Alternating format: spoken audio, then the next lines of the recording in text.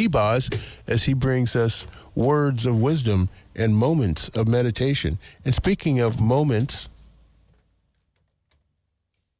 I do believe that the man of the hour might be here with us even as we speak. Am I correct in that assumption, T-Boz? You are correct, and I tell you, thank you, Jock, for having me on today. I know it's a tight schedule. Good morning, boys and girls. We're going to edit a little bit today because I have to be done in time for Norm Patterson, and so Jock graciously said, Boz, we can get you in, but we're going to have to tighten it up. So that's why we're coming in really quick. So good morning, sir. How are you doing? You're doing a fabulous job with these candidates. Well, I'm just impressed with them, and I only wish that we could have gotten to hear from our other candidates in the House. But timing, scheduling, whatnot, just didn't allow us to do that. But at least we were able to get you our senators. And, hopefully people now can, get a better perspective on the quality of the candidates that we have. That's so true. And we're going to get into our show here on Words of Wisdom, Moments of Meditation. But before I start, everyone vote. Find one thing that motivates you, impresses your heart, your mind, your morals, whatever. Don't just say, oh, they're all no good. Oh, they this, oh, they that. That's a cop-out. Find one thing in each candidate that means something to you and just vote that one topic or item. But vote. We live in a country where we can vote people in, and that's what this country was founded on. Do not take that lightly. As I said last week, there were men and women who died so that you can go into a booth, or now we color a circle, and pick a person, like Jock said, who you think is qualified. So vote. Also, turn your clocks back this week, and I think this is going to be the last time we do this, if I have it right. So, last week we talked about men, and the topic was friendship, and I highlighted 6 men in my life that has impacted my life. Today, we're going to go over to 6 women who have greatly impacted my life. Some of them were in my life before my wife passed away. Some came into my life afterwards. It's obvious that the 3 most influential people in my life was my late mother, my late wife, and the beautiful woman in my life, Veronica. But they impact my life and worked on me and built me up to the man I am today in a different way. Obviously a romantic connection there, and my mother obviously carried me for 9 months, and my brother, I'm a twin. So there's a different type of connection and influence with those 3 women. So, because some people are going to say, gee, why didn't you put your mother and Veronica and Lori in this part of the talk? This is friendship, okay? It's a different type of relationship. And I chose these 6 women because they have broadened my view of the world, they have broadened my view of faith, and they have broadened my view of myself. And so I have a lot of women that are friends. We get together, they help me, they give me a ride. But these 6 women have really shaped the man that you hear today on Words of Wisdom and Moments of Meditation. I'm going to name the women off, but before I do that, we're going to start with a funny kind of quote from Oprah Winfrey. She says, lots of people want to ride with you in the limo, but a friend will ride with you in the bus when the limo breaks down. Boom. And these 6 women have definitely done that. They have been with Tommy, and a lot of them actually drive the bus, so we're thankful for that. But these 6 women, when the limo broke down, they were willing to ride in the bus. I'm going to name them off, and if you all notice, as you're all sitting, you're saying, gee, why are those 6 chairs with the flowers in front? Those are for the 6 ladies. So, Stan, can you bring Barbara down? Barbara, sit right over there. Bill, can you bring Catherine? Sit right there. Patrick, bring your mother. Mary, sit over here. Fred, can you bring Lucille down? Sit there. The other Fred, bring Ellen. And Tony's from New York like me. We have an accent. Tony, can you bring Jeannie to sit right here. So we have Barbara, Catherine, Mary, Lucille, Ellen, and Jeannie. And these are the 6 women I'm going to talk about today. I have a lovely song at the end, and a little different. It's not going to be Friends by Carole King again. So welcome, ladies. You all get to sit in the front today. Those flowers on the chairs you could take home. Thank you, gentlemen. Sit behind your mom and your wives and the women in your life, and let's tell some stories about these amazing women. We look into Philippians, and chapter 2, verse 2 says, "Complete my joy by being of the same mind with the same love." And these women that I'm going to talk about today, they have the same mind and they have the same love. And they completed my joy by helping me with those 2 things. We look at Ecclesiastes, and it says, if either one of them falls down, the other can help them up. Pity the person who does not have someone to pick them up. And I know that my life today would not be anywhere where it is, especially after the loss of my wife, if I didn't have these women with the same mind and the same love and willing to pick me up. Let's start with Barbara. Barbara came into my life after my wife died, and we met in bereavement. And what Barbara had the unique gift of is bringing people together. Now, a lot of us, Jim and Peggy and myself, we all met in bereavement, but there is a break in between the 2 bereavement courses. There's a winter leads you up to Christmas, and then it starts again in the spring. But in between Christmas and the spring, there are no classes. That's the way it's set up. But Barbara, because her heart is so big and because she loves people, she said to all of us, why don't we keep getting together on Tuesday nights? And my God, did I look forward to Tuesday nights. And she grabbed some cookies and stuff, and we go to McDonald's or we go to Big Y. I lived for those Tuesday nights. I would not have the friend of Jim Boscarino today if it wasn't for Barbara. Because what would have happened is in between those 2 semesters, we would have drifted apart. Barbara also is someone you want to hitch your wagon to because she has a disabled daughter. And I didn't know that for the first time that I met her. But when you talk to Barbara on the phone, she's never down. She's never weepy. She's never whiny. She's truly a woman of faith. And she loves her daughter, Carla.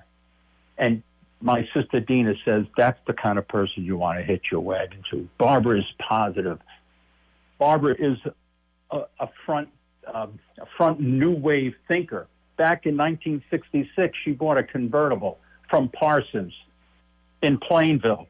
And people said to her, what are you going to Plainville for? To buy a car. There's car dealerships right here in Torrington. But Barbara had a bigger vision. Barbara went to college. She became a teacher. She became a real estate agent. She didn't just want to stay in Torrington. She wanted to go out and see the world, and she did. The other great thing about Barbara, what my father used to say is don't ask. When I had COVID, I called her and said, do you have a thermometer? I call her my little big sister. I said, sister, do you have a thermometer? So she said, I'll drop it off. When I opened the front door, you know what was in the bag? 2 cans of soup.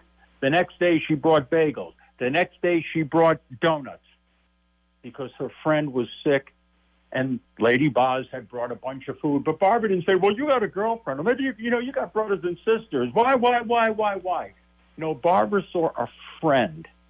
And when I think of that, I think of Proverbs, and Barbara's going to love this. A friend loves at all times, and a brother and sister is born for a time of adversity.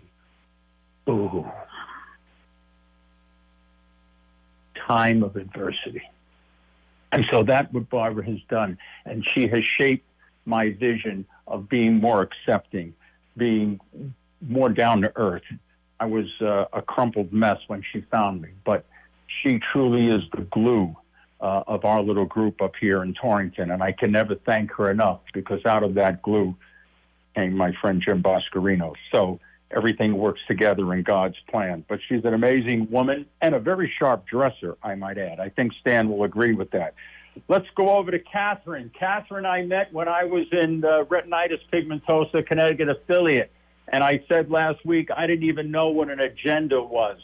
Okay. I was so, I was a contractor, right? And so I was a guy, painting houses, lifting ladders. And I go to a meeting and they say, you're going to be president. And I'm like, what? But Catherine was a teacher, and then she went into IT. But she goes by Kath, but she really is a Catherine because she's a strong woman, but a feminine woman, a beautiful woman, just like Barbara. And she has been able to encourage me and help me, especially with these talks. But when I was the president affiliate, she guided me when I used to have to do a presidential letter. She had patience. She had time. She wasn't just rushing me along and saying, gee, you should know this stuff. A friend is someone who understands your past, believes in your future, and accepts you just the way you are. So even though Catherine accepted me as a diamond in the rough, she could see more in me. Thomas Watson says, don't make friends who are comfortable to be with.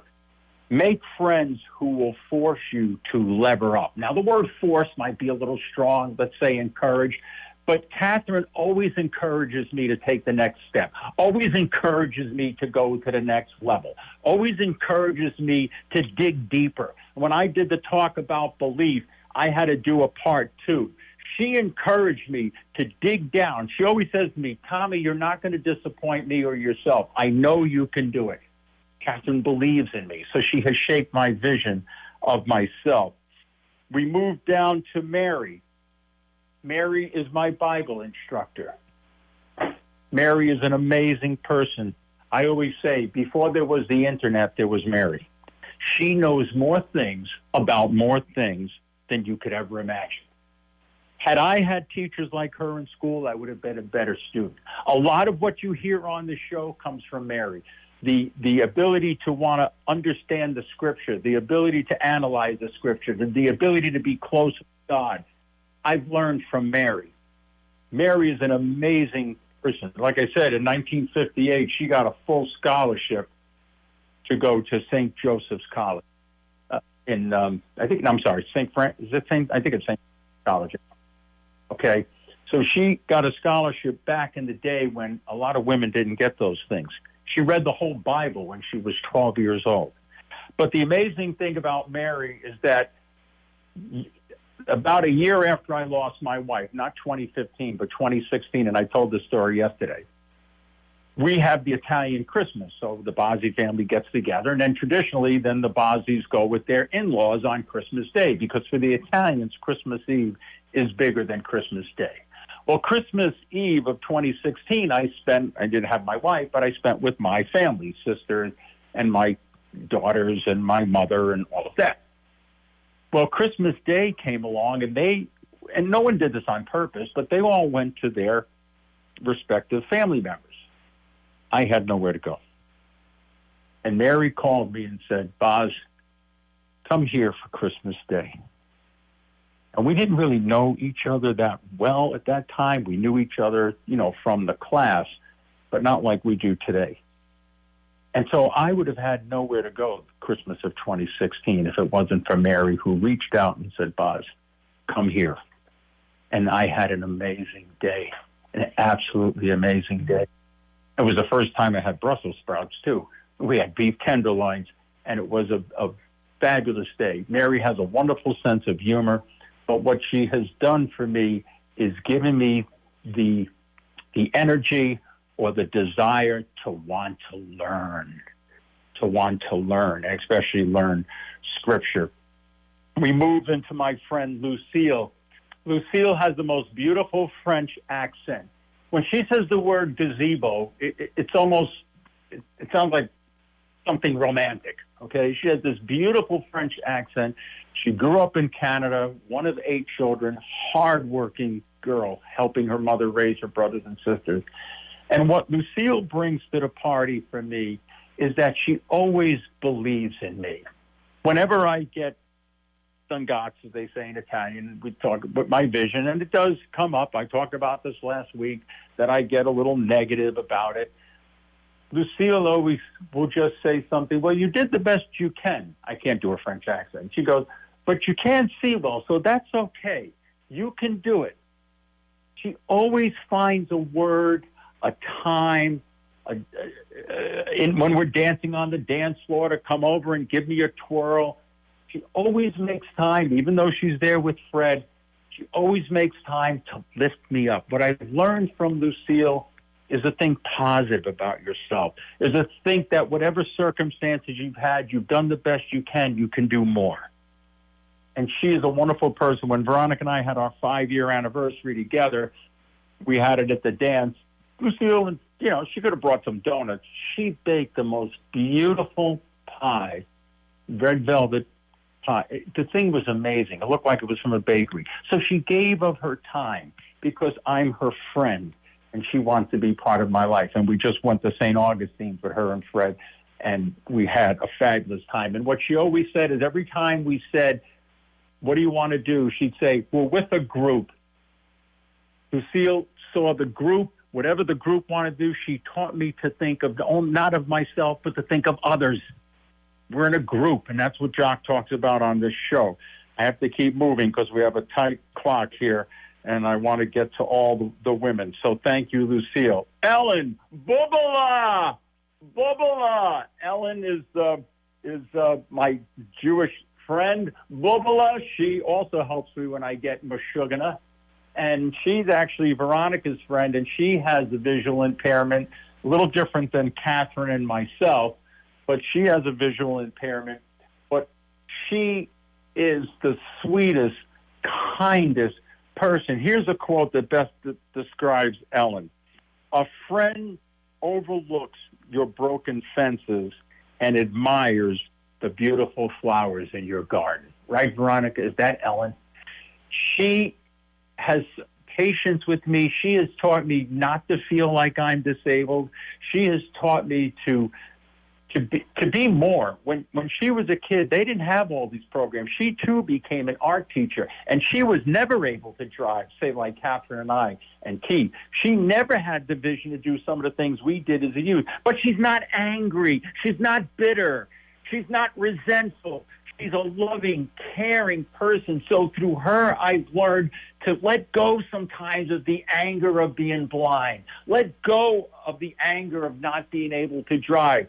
Here's a girl that never was able to drive, sat on a bus, got a college education, and she went to Woodstock. Bubala! She went to Woodstock. She didn't let anything stop her. And so what I've learned from Ellen is not to let anything stop me.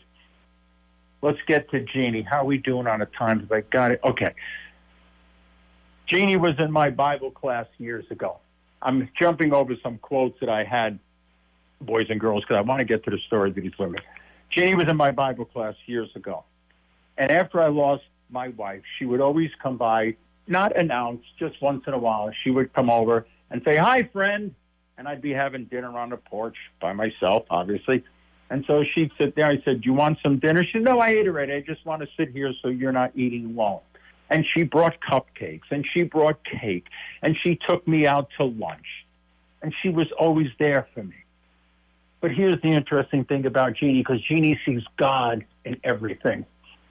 I was so down when I lost my wife. I might have said this on the show. Some of you listening know this story. That I used to put 2 dishes on the kitchen table and put food in it. So when I would come down after doing chores and taking a shower, it looked like I was eating dinner with somebody. I mean, I was a mess. And I created a woman named Ginny, Ginny. Yeah, that's how. And I talked to this woman, and I invented her whole family, mother, father, sisters, brothers, her job. I made her a widow, and her husband and a daughter. I mean, I had this whole scenario. I talked to her on the porch. I talked to her in the living room. I'm not afraid to share this. Some of you have lost this spouse. You know what I'm talking about. Some of you haven't. It's hell. And so I created Ginny, and I talked to this woman a lot. I used to go for walks and think I was holding her hand. And so one day after I met Veronica, and Veronica and I were an established couple, Jeannie came by. She said, "Hi, friend." And she sat on the porch. And she, "How's things with Veronica? How's things with the dancing? How's things with the square dancing and everything you're doing?" She's always interested in my life. What Jeannie taught me is it's not all about me. And so at the end of that conversation, she said to me, "Can I ask you a question?" I said, "Yeah." She says, "Whatever happened to Ginny?" And I said, I don't know. So Jeannie said, "Do you talk to her anymore?" I said, "Well, no, I have a real woman in my life. I haven't even really thought of it." And so Jeannie said to me, "You know what, Boz? I think Ginny went to go help somebody else." Boom. She saw Ginny as an angel, a spirit, someone that got me through that hell. Winston Churchill says, when you're going through hell, keep going. The way she said, "I think she went to go help somebody else," as if she was real, because Jeannie sees God in everything. Maria Shriver says, when the world is so complicated, the gift of friendship is within all our hands. All of these women had that gift of friendship, and they didn't hold it unto themselves. They shared it with me. Each and every one of those women, like I said, it has given me a broader view of the world, people, myself, my disability, my children. They all brought something to the table. Do I have time for the one last quote? Okay, we don't. So, two last things then.